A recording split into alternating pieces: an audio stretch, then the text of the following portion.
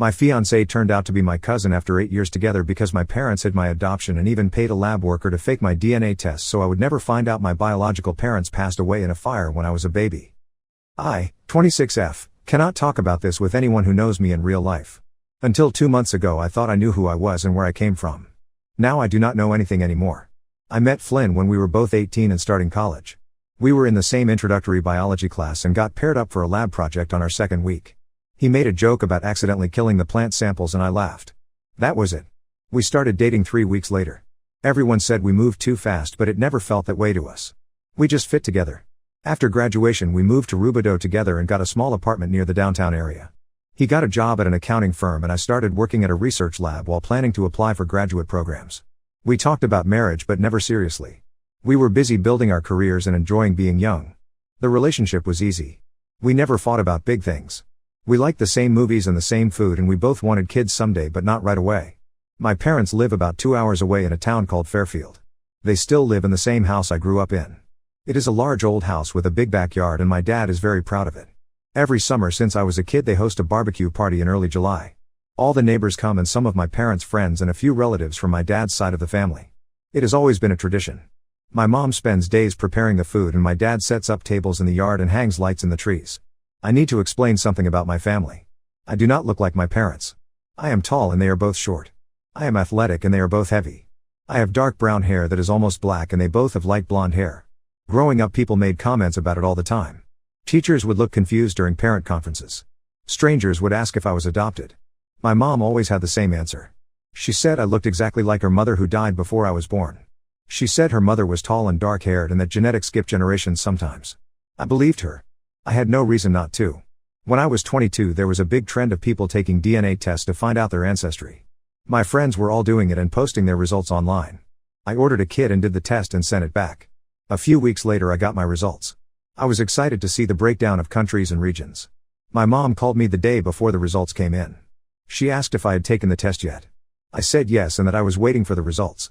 There was a long pause on the phone. Then she asked me to come home that weekend before I looked at them. She said it was important.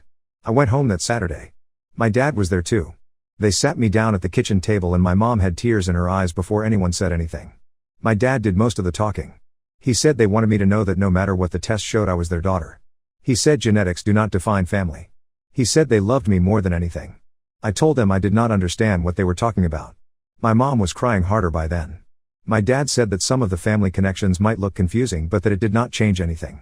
I logged into the DNA website on my laptop right there at the table with them sitting next to me. The ethnicity results came up first and they looked normal. Irish and German and some British. Then I clicked on the DNA relatives section. The first match listed was my mother at 50% shared DNA. The second match was my father at 50% shared DNA. I looked at them and said, "See, there is nothing wrong." My mom stopped crying. My dad let out a breath he had been holding. They both looked relieved. I left that day thinking they had been worried about nothing. I found out 2 years later that my dad has a friend named Keith who works at a medical testing laboratory. Keith came to the summer barbecue every year. He was always friendly to me and asked about school and later about my job. I did not think anything of it.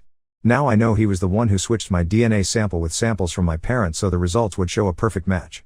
Flynn and I had been together for 8 years by last summer. He started acting strange in late June. He was nervous and distracted. He kept checking his phone and he would smile to himself for no reason. I asked him what was going on but he said it was just work stress. The night before we were supposed to drive to Fairfield for the annual barbecue he barely slept. I could feel him tossing around next to me all night. We got to my parents' house early in the morning to help set up. My mom was in the kitchen making potato salad and pasta salad and coleslaw. My dad was outside cleaning the grill. Flynn volunteered to help him and they were out there for over an hour. I remember thinking it was nice that they got along so well. Flynn came from a small family and he always said he liked how big my family gatherings were. The party started at 3 in the afternoon. Neighbors started arriving with their kids. My dad's coworkers came. Then the relatives started showing up. There was my dad's cousin Paula and her husband. There was another cousin named Richard and his wife and their 3 teenagers. There was my dad's aunt who I called Aunt June even though she was actually my great aunt. And there was Flynn's Aunt Christine who came with her husband. I should explain that Flynn's Aunt Christine is married to my dad's cousin. That is how Flynn and I met in the first place. We were at a family wedding when we were 16 and Christine introduced us because we were going to the same college. We did not start dating then but we remembered each other when we saw each other again in that biology class 2 years later. Christine always took credit for us getting together. She said she knew we would be perfect for each other the moment she introduced us. The party went on through the afternoon. People ate and talked and kids ran around the yard. The sun started going down and my dad turned on the string lights. Flynn came and found me near the back fence. He took my hand and started walking me toward the middle of the yard. I thought he wanted to dance because my dad had turned on music from a speaker. But then he stopped and let go of my hand. He reached into his pocket. People around us started noticing and got quiet. Then he got down on one knee. I do not remember most of what he said. Something about loving me since we were 18. Something about wanting to spend his life with me. I was looking at his face and at the ring box in his hand and I could hear people gathering around us. Then I looked up and saw my parents. My mom's face was completely white. My dad was staring at Flynn with his mouth open. My mom screamed. She screamed the word stop so loud that the music cut off and everyone went silent. Flynn froze on the ground. I turned to look at my mom and she was stumbling toward us. My dad grabbed her arm but she pulled away. She was saying we have to tell them over and over. She was sobbing so hard she could barely get the words out. My dad started apologizing to people and asking them to leave. The neighbors looked confused and uncomfortable. They started gathering their things and their kids. Paula and Richard and the other relatives were not moving. They just stood there watching. It took almost 30 minutes for everyone to clear out. My mom was sitting on the ground crying. Christine was standing next to Flynn with her hand on his shoulder. I was standing in the middle of the yard not understanding what was happening. When the last neighbor left, my dad told Flynn and me to come inside. My mom had to be helped up off the ground. We all went into the kitchen and sat at the table. Christine came in too. My dad started talking. He said they had wanted to tell me for years but they did not know how. He said when I was 3 months old, I came to live with them. He said my biological parents were his cousin Edward and Edward's wife Sarah who died in a house fire. He said they adopted me to keep me in the family. He said they thought it was the right thing to do. He said they loved me like I was their own. I asked why they did not just tell me. My mom said it was complicated. She said there were reasons they wanted to protect me. Then Christine spoke up. She said her sister was Sarah. She said Sarah was her younger sister who died at 28 years old. I looked at Flynn. He was staring at the table. Christine said she always thought my parents would tell me before it became an issue. My dad said they thought they had more time. Flynn asked what it meant. My dad said it meant that Edward was his first cousin. He said that made Flynn and me first cousins too. The room went completely silent. I stood up from the table and walked out the back door. I got in my car and drove to my friend Amy's house in Fairfield and asked if I could stay there. She said yes without asking questions. Flynn texted me an hour later and said he was staying with his friend Keith in Rubidoux. Not the Keith who worked at the lab. A different Keith. I stayed at Amy's house for 3 days. I did not answer calls from my parents or from Flynn. On the 4th day I finally called Flynn back. We agreed to meet at a coffee shop halfway between Fairfield and Rubidoux. We sat outside at a metal table and neither of us knew what to say at first. He looked like he had not slept. He reached across the table like he was going to take my hand but then pulled back. We both just sat there. He said he had talked to his aunt. He said she told him that legally in our state it was not against the law for first cousins to marry. He said he looked it up and it was true. He said there were studies that showed the genetic risks were not as high as people thought. He said there was something called the Westermark effect where people who grow up together do not feel attraction, but we did not grow up together so we did not have that. He was trying to make it sound logical and scientific but his voice kept cracking. I told him it did not matter what the law said or what studies showed. I told him I could not look at him the same way anymore. Every time I looked at him now, I thought about how we shared a set of grandparents. I thought about all the family parties where people must have known and no one said anything. He nodded and stared at his coffee cup. We sat there for another 10 minutes and then we both got up and left. I went back to my parents' house that evening. I let myself in with my key. They were both in the living room waiting. My dad looked like he had aged years in just a few days. My mom's eyes were red and puffy. They tried to hug me but I stepped back. I sat down on the couch across from them and said I needed them to explain everything. My dad did most of the talking again. He said that back in the 1990s when they adopted me there was still a lot of stigma around adoption. He said they were afraid other kids would bully me if they knew. He said they were afraid family members would treat me differently. He said his cousin Edward and Sarah had only been married 2 years when they died and I was so young that I would not remember them. He said it seemed easier to just raise me as their biological daughter. I asked about the DNA test. My dad looked down at his hands. He said Keith from the lab owed him a favor. He said Keith switched the samples before they got processed. He said they panicked when I told them I was taking the test. He said they knew I would find out the truth if they did not do something. My mom said they knew it was wrong but they did not know what else to do. I asked if there were any other biological relatives I should know about. My mom said yes. She said Edward's parents were still alive. Their names were George and Linda. They lived about 4 hours away in a town called Brookstone. She said they saw me when I was a baby but my parents had cut off contact with them after the adoption was finalized. She said George and Linda wanted to stay in my life, but my parents thought it would be too confusing for me. I got up and left without saying anything else. Update 1. I did not plan to update this, but some people sent messages asking what happened, so I am writing this to explain. The last 3 weeks have been the worst of my life. I moved back into the apartment with Flynn because I had nowhere else to go, but we have been sleeping in separate rooms. We barely talk. He stays late at work most nights and I have been picking up extra shifts at the lab. We are avoiding each other in our own home. I called my biological grandparents last week. I got their number from my mom after I threatened to hire someone to find them if she did not give it to me. Linda answered the phone. I told her who I was and there was a long silence. Then she started crying and asking if it was really me. She said they had been hoping I would contact them for years. She said they never stopped thinking about me. George got on the phone and his voice was shaking. They asked if I would come visit them. I said yes. Flynn asked if he could come with me. I told him I did not think it was a good idea, but he said he needed to be there for me. I did not have the energy to argue. We drove to Brookstone on a Saturday morning. It took 4.5 hours. Neither of us talked much during the drive. We stopped once for gas and coffee and then kept going. George and Linda live in a small blue house with a front porch. Linda opened the door before we even got up the steps. She stared at me for a long moment and then pulled me into a hug. She was crying again. George came out and hugged me too. They were both shorter than me. Linda had dark hair like mine but with gray streaks. George had brown eyes like mine. I could see pieces of myself in both of their faces. We went inside and sat in their living room. The walls were covered with family photos. Linda brought out photo albums and started showing me pictures. She showed me photos of Edward when he was a baby and when he was a kid and when he graduated high school. He looked like me. Same dark hair and same nose and same smile. She showed me photos of Sarah. Sarah was blonde and had a round face and looked nothing like me. Then Linda turned to a page with a photo of a little girl who was maybe 5 or 6 years old. She had dark hair and pigtails and was holding a stuffed rabbit. I asked who the girl was. Linda looked at George. George cleared his throat and said it was my sister. I thought I had misheard him. I said what? He said I had an older sister named Melissa. He said she was 4 years older than me. He said when the fire happened Melissa was staying at Sarah's sister's house for the weekend. He said that was why she survived. I could not speak. Flynn asked where Melissa was now. Linda said she lived in Oregon with her husband and 2 kids. She said Melissa knew about me. She said Melissa had wanted to reach out, but my adoptive parents had made it clear they did not want any contact with the biological family. George said they respected my parents' wishes because they did not want to cause trouble, but it had been hard. He said they thought about me every birthday.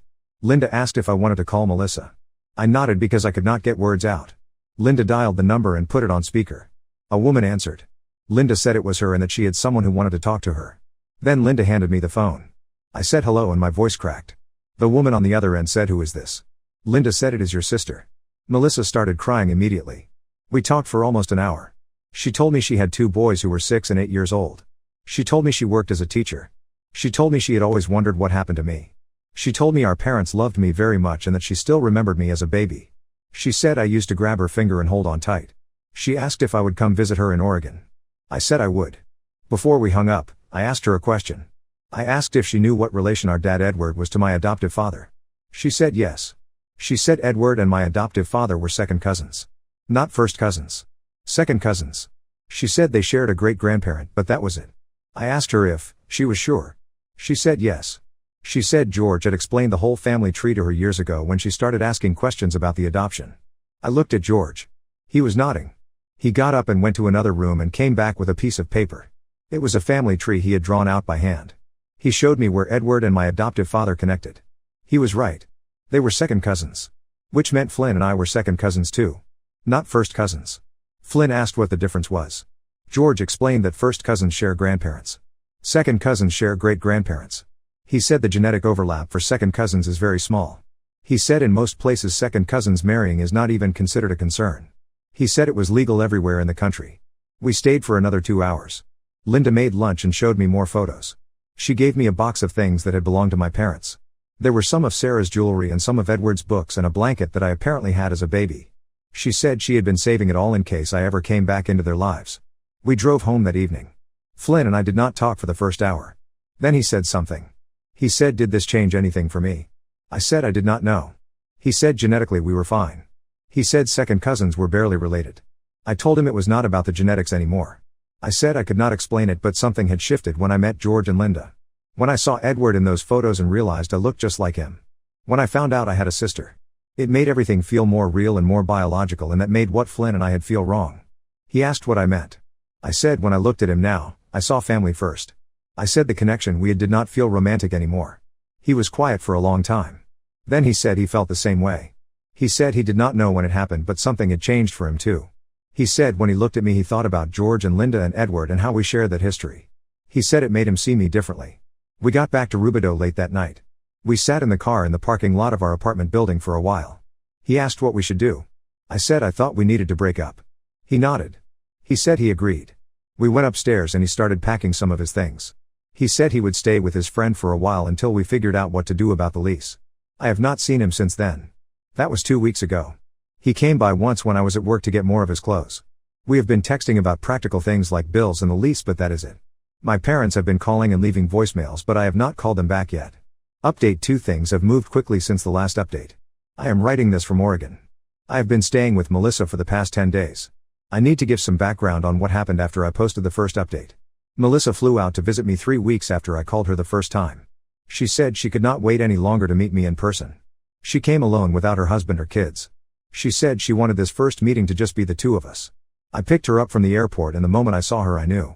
We looked alike. Not exactly the same but close enough that people would know we were sisters. Same dark hair and same build and same way of moving. We went back to my apartment and talked for hours. She told me stories about our parents. She said our dad Edward was funny and liked to build things with his hands. She said our mom Sarah loved to bake and always smelled like vanilla.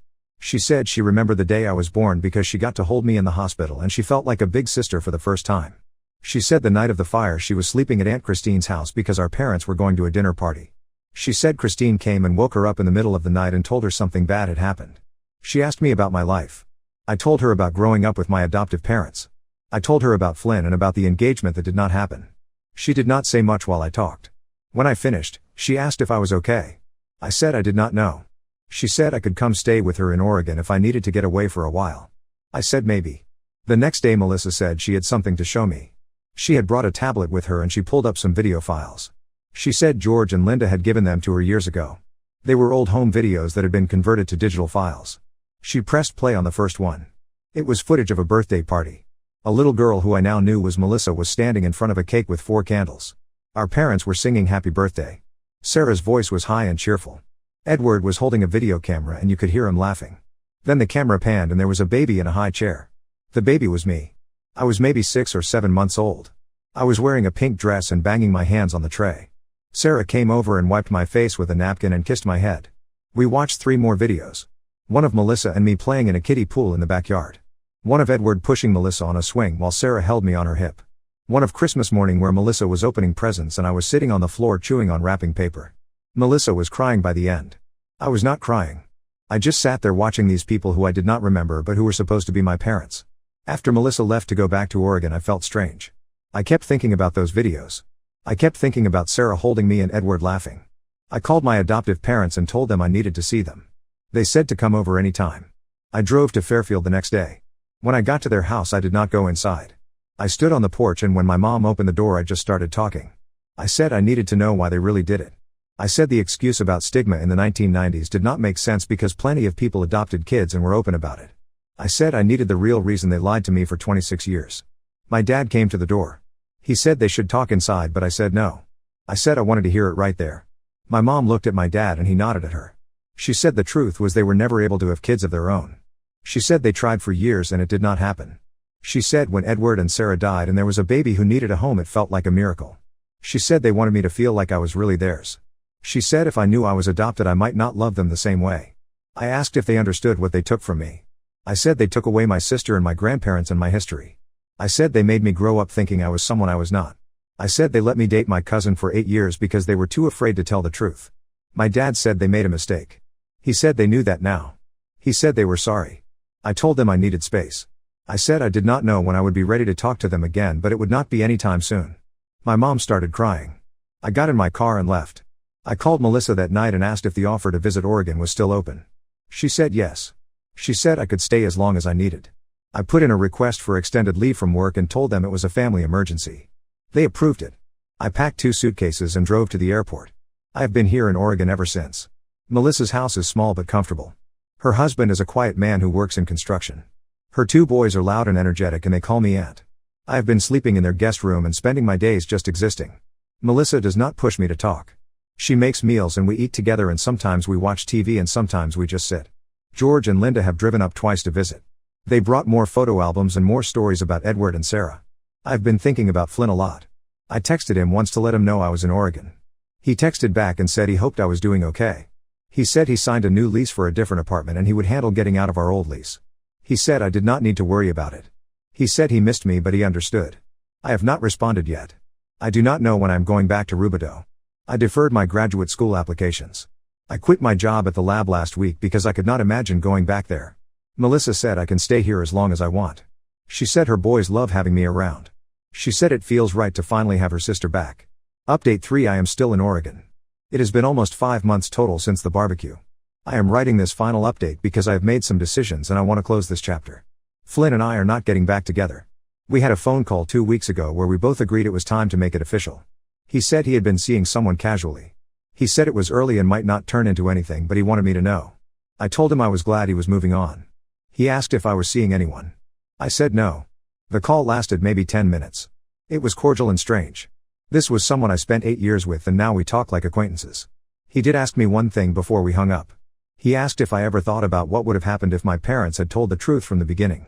He said maybe we would have met at that family wedding when we were 16 and just been cousins. He said maybe we would have been friends. He said maybe the whole thing could have been avoided. I said maybe. But then I said it did not matter because that was not what happened. He agreed and we said goodbye. I have not spoken to my adoptive parents since that day on their porch in Fairfield. They have stopped calling. My mom sent me a letter 2 weeks ago that was forwarded to Melissa's address. I did not open it. Melissa asked if I wanted her to read it first, but I said no. I put it in a drawer.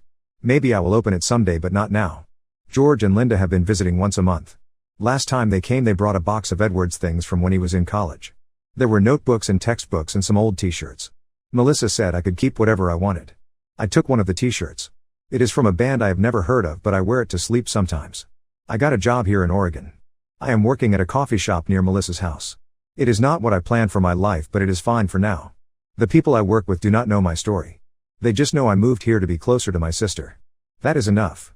Melissa's boys have started calling me their aunt without anyone prompting them. The older one asked me the other day if I was going to live here forever. I said I did not know. He said he hoped I would. The younger one made me a drawing at school. It is a picture of stick figures holding hands. He said it is the whole family. He pointed to each figure and named them. Mom. Dad. Brother. Me. Aunt. He put the drawing on the fridge. I have been thinking a lot about what I lost and what I gained. I lost Flynn. I lost the future I thought I was going to have. I lost the version of myself that I believed in for 26 years. I lost my relationship with the people who raised me. But I gained Melissa. I gained George and Linda. I gained the truth about where I came from, even if that truth was painful. People have asked me if I regret finding out. They ask if I wish my parents had just kept the secret forever. The answer is no. Living a lie is not really living. Even if the truth destroyed everything, I thought I knew it was better than continuing to believe something false. I do not know what happens next. I do not know if I will ever go back to Rubidoux or if I will stay here permanently. I do not know if I will ever forgive my adoptive parents or if I will spend the rest of my life keeping them at a distance. I do not know if Flynn and I will ever be able to be friends or if we will just fade out of each other's lives completely. I do not have answers to any of those questions and I have stopped trying to figure them out. What I do know is that I am here now. I have a sister who kept my baby blanket for years hoping she would see me again. I have grandparents who never forgot about me. I have 2 nephews who drew me into their family picture without anyone telling them to.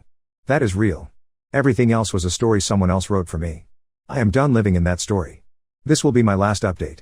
I am closing this account after I post this. Thank you to everyone who reached out with kind words. It helped more than you know. Now let's move to the next story. Story 2: I found out my fiancé had public sex with another man after telling me she hated the idea. I am ending my engagement with her because of her double standards in our monopoly relationship. I, 36M, never thought I'd be posting here, but I need some perspective. My engagement is ending in 2 weeks, and I can't bring myself to tell my fiancé yet. We've been together for 3 years, engaged for almost a year, and the wedding was set for July. Let me start from the beginning. I met Rachel, 35F, at a friend's birthday party. We hit it off immediately, and she was upfront about being polyamorous from the start. She had 3 long-term partners she'd been with for many years. This wasn't my first time dating someone polyamorous. I'd had casual relationships with poly people before, so I understood the basics. I'm strictly monogamous myself, that's just who I am and what works for me. Neither of us expected our relationship to become serious. We thought it would be a casual thing that would run its course naturally. But something clicked between us. Within months, we were spending all our free time together. She supported my career goals, and I encouraged her creative pursuits. Our connection grew deeper than either of us anticipated. After a year of dating, we decided to move in together. We talked about our future, both of us wanted children someday and shared similar values about raising a family. Living together felt right. Last summer, I proposed during a weekend trip to the coast. She said yes immediately. I truly believed we had built something special. Before I continue, I want to make it clear that my issue isn't with polyamory itself.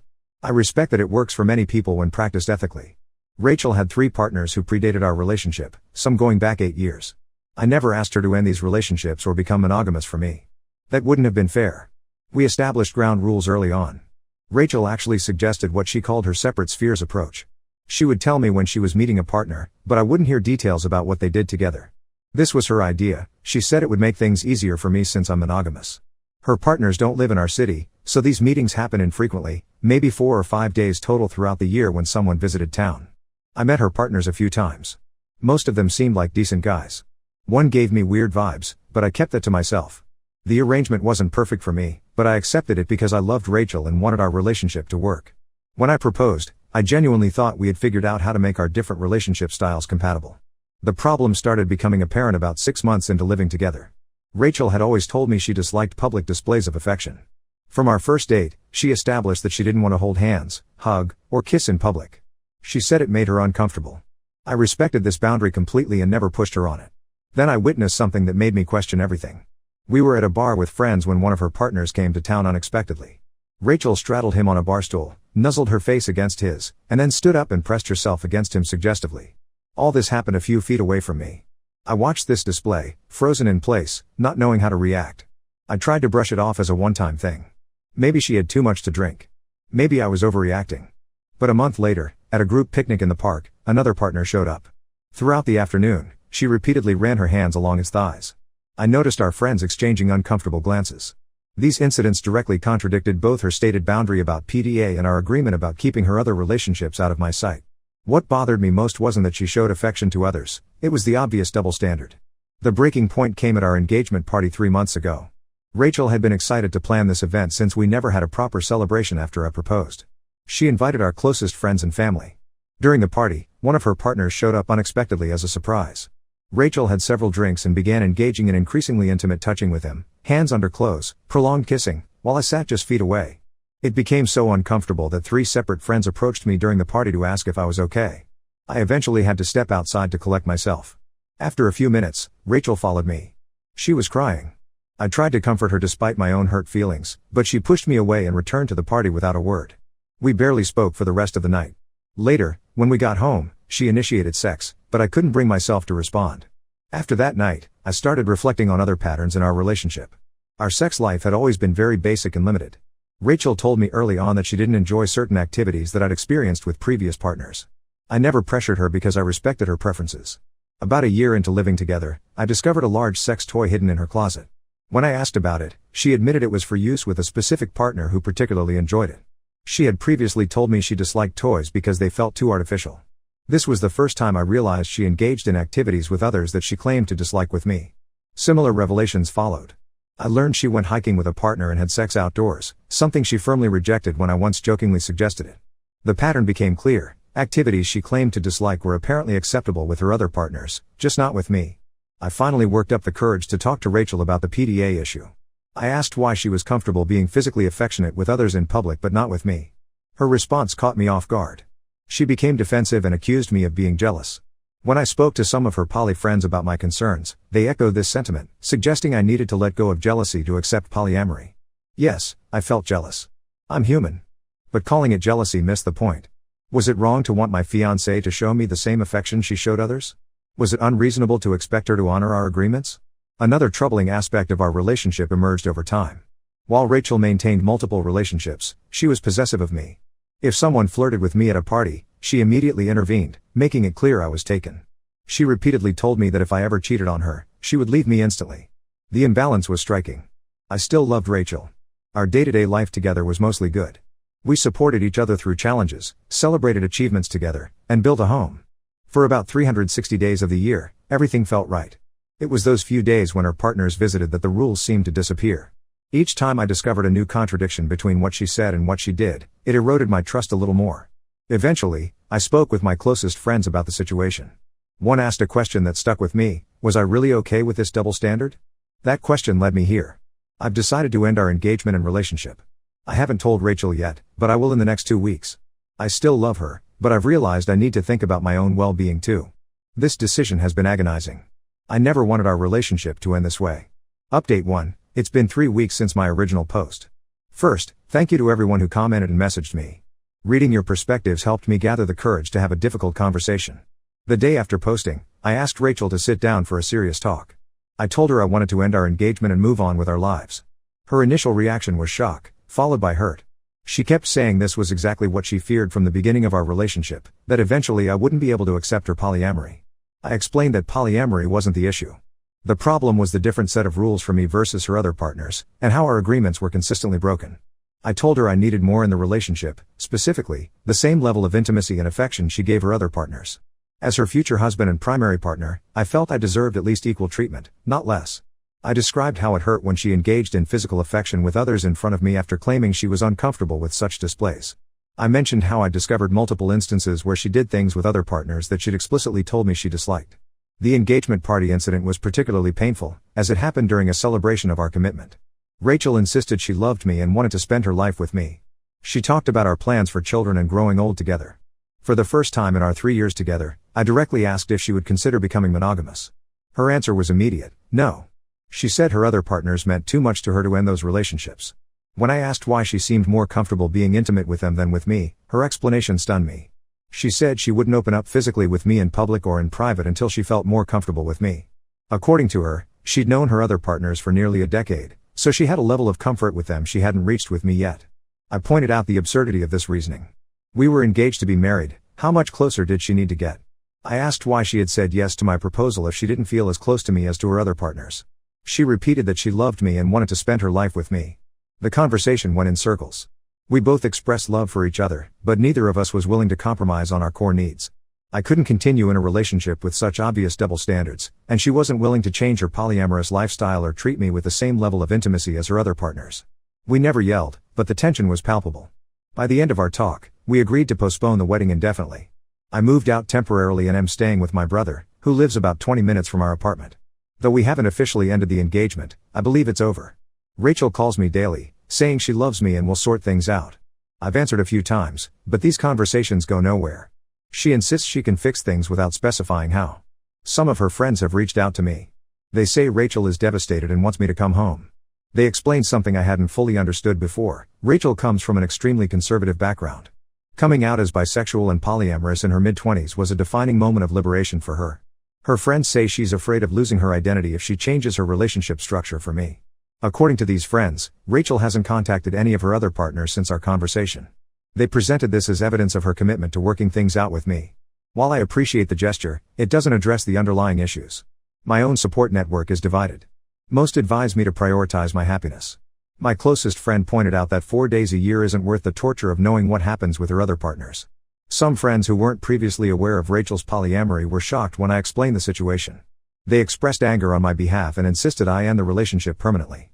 I feel the need to defend Rachel somewhat. Despite our current problems, she's been an incredible partner in many ways. When the pandemic hit early in our relationship, I lost my job and couldn't afford rent. Rachel invited me to quarantine with her, saying she was lonely, but I knew she was also offering financial support. For months, she covered all our expenses while I looked for work. Some of her friends advised her to end things with me, but she refused, confident I would get back on my feet. Once I found employment, I worked hard every day to repay her kindness. Rachel and I agreed to take a month apart before making any final decisions. We're about halfway through that period now. While I said we'd revisit the situation, I currently consider the relationship over. The fundamental incompatibilities seem insurmountable. For now, I'm taking one day at a time and trying to process everything. I'll update again after we have our final conversation. Update 2. It's been 6 weeks since my last update. Rachel and I met as planned after our month apart. The conversation didn't go as either of us expected. We met at a neutral location, a quiet coffee shop halfway between my brother's place and our apartment. Rachel arrived first. When I sat down, I noticed she looked different. She'd lost weight, and dark circles shadowed her eyes. She attempted a smile that didn't reach her eyes. Before I could say anything, Rachel handed me a letter. She asked me to read it before we talked. The letter was several pages long, handwritten. As I read, my hands began to shake. Rachel revealed something she'd never shared before. She had been in an abusive relationship in her early 20s. Her ex-boyfriend had been extremely controlling and jealous. He would demand public displays of affection to mark his territory and forced her into sexual situations she wasn't comfortable with. When she finally left him, she promised herself she would never again let someone control her body or her affection. When we first started dating, she explained, she established boundaries around physical affection partly because of this history. She genuinely did feel uncomfortable with public displays of affection, especially early in relationships. The separate spheres approach also helped her maintain a sense of control. The revelation made some things clearer, but it raised new questions. If PDA was truly uncomfortable for her, why did she engage in it with her other partners? According to the letter, her behavior with others resulted from a complex mix of factors: longer established trust, alcohol lowering her inhibitions during some incidents, and occasionally feeling pressured by partners who didn't understand her boundaries. Rachel acknowledged the double standard that had formed. She admitted that she hadn't been honest with herself about her inconsistent behavior. Most surprisingly, she wrote that after reflection, she recognized she had been using polyamory in part as a shield against deeper intimacy and vulnerability. When we finally spoke, Rachel told me she had spent the past month in intensive therapy. Her therapist helped her see patterns in her relationships that she'd never recognized before. She realized she had been keeping me at arm's length emotionally and physically because our relationship had become more serious than any she'd had before. She also admitted something that confirmed my worst suspicions: she had been more physically intimate with her other partners partly because those relationships felt safer, they were long distance and less emotionally demanding. With me, the stakes were higher. She feared that if she fully opened herself to me and then lost me, the pain would be unbearable. This explanation made a certain sense, but it didn't erase the hurt I'd experienced. I told Rachel that while I appreciated her honesty and the difficult work she was doing in therapy, I wasn't sure our relationship could recover from the damage done. The trust had been broken repeatedly. Rachel surprised me again by saying she had ended relationships with 2 of her 3 partners. She emphasized this wasn't just for me, it was for herself. Her therapy had helped her realize she was using multiple relationships to avoid dealing with her trauma and fear of commitment. She was keeping the relationship with her partner of longest standing but had established clearer boundaries. She asked if I would consider couples therapy. She didn't expect an immediate answer but wanted me to think about it. I promised to consider it but made no commitments. As we parted, Rachel returned my house key. She said regardless of what happened between us, she was committed to continuing her personal therapy and working through her issues with intimacy and trust. I've spent the last 2 weeks considering her proposal. While part of me wants to believe we could rebuild our relationship with professional help, another part wonders if too much damage has been done. The revelation about her past trauma explains some of her behavior but doesn't excuse the hurt caused by years of double standards. My brother thinks I should give couples therapy a chance. Some friends disagree, saying Rachel's changes came too late and only happened when she was about to lose me. Others point out that she's taking substantial steps to address the root causes of our problems. For now, I've agreed to 1 session of couples therapy, which is scheduled for next week. I'm approaching it with cautious optimism but no expectations. I'll update again after we've had a few sessions, or sooner if I make a definitive decision. Update 3, it's been 3 months since my last update. I wanted to wait until I had clarity before posting again. After 4 sessions of couples therapy and continued individual counseling for both of us, Rachel and I have decided to end our relationship permanently. The therapy sessions were productive in unexpected ways. Our counselor helped us communicate more effectively than we ever had before. Rachel continued to work through her past trauma, while I gained insight into my own patterns and relationships. We both recognized that we had overlooked compatibility issues from the beginning, hoping love would overcome fundamental differences. During our 3rd session, Rachel admitted she wasn't sure she wanted children anymore, a complete reversal from her previous position. This had been one of our shared goals from early in our relationship. When I asked what changed, she explained that therapy had made her reconsider many aspects of her life, including parenthood. She wasn't ruling it out entirely but needed years to work through her issues before considering it again. This revelation, more than anything else, clarified my decision. At 36, I still want to become a father someday. Waiting indefinitely for Rachel to possibly change her mind didn't make sense for either of us. In our final therapy session, we discussed the logistics of separating our lives. We'd been living apart for months, but many practical matters remained unresolved. Rachel agreed I could keep our apartment since my name was on the lease. She had already found a new place closer to her workplace. We divided our shared possessions with minimal conflict. The wedding vendors were understanding when we explained the situation. We lost some deposits, but Rachel insisted on covering those costs herself. I returned the engagement ring to the jeweler, who offered store credit for a portion of its value. Rachel and I met one last time outside of therapy to exchange the few remaining items at each other's places. She seemed more at peace than I'd seen her in months. She told me therapy was helping her understand herself better. She had maintained her decision to continue with just one partner and was establishing healthier boundaries in all her relationships. I wished her well, and I meant it. Despite everything, I hope she finds what she's looking for. As for me, I'm focusing on rebuilding my life. I've joined a hiking group and reconnected with friends I'd neglected during the relationship. My brother convinced me to adopt a dog from the local shelter, which has been unexpectedly therapeutic. Some days are harder than others.